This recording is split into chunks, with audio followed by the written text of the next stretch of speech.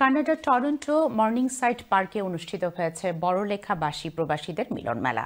এতে সবার স্বতঃস্ফূর্ত অংশগ্রহণ ছিল। কানাডা থেকে রিপোর্ট করছেন আমাদের প্রতিনিধি সৈয়দ মাহবুব। কানাডার টরন্টোর মর্নিংসাইড পার্কে প্রথমবারের মতো অনুষ্ঠিত হয় বড়লেখাবাসীর family friends and get together. প্রায় 6 শতাধিক বড়লেখাবাসী ও আমন্ত্রিত অতিথির উপস্থিতি ঘটে। সিলেটের ঐতিহ্যবাহী খাবার দাবার ছিল অত্যন্ত সুস্বাদু। ছোট বড় সবার জন্য ছিল খেলাধুলার আয়োজন এবং আকর্ষণীয় রাফেল ড্র সহ নানা রকমের বিনোদনের ব্যবস্থা।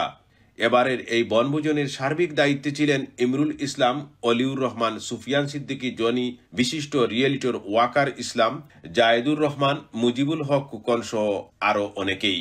বড়লেখা উপজেলার বিশিষ্ট ব্যক্তিদের মধ্যে উপস্থিত ছিলেন মোহাম্মদ আব্দুল জব্বার, গৌসুদ্দিন, শরফুদ্দিন প্রমুখ। শুধু বড়লেখা না, বড়লেখার আশেপাশে যারা বিয়ানীবাজার, গোলাপগঞ্জ, অনেক জায়গা থেকে আমরা কিছু ফ্রেন্ড বন্ধু বান্ধব আমরা যারা আছি আজকে অনুষ্ঠান চেষ্টা করেছি যতদূর সম্ভব আপনাদেরকে আপ্যায়ন করার জন্য। প্রায় 800-900 মানুষ হয়ে গেছেন।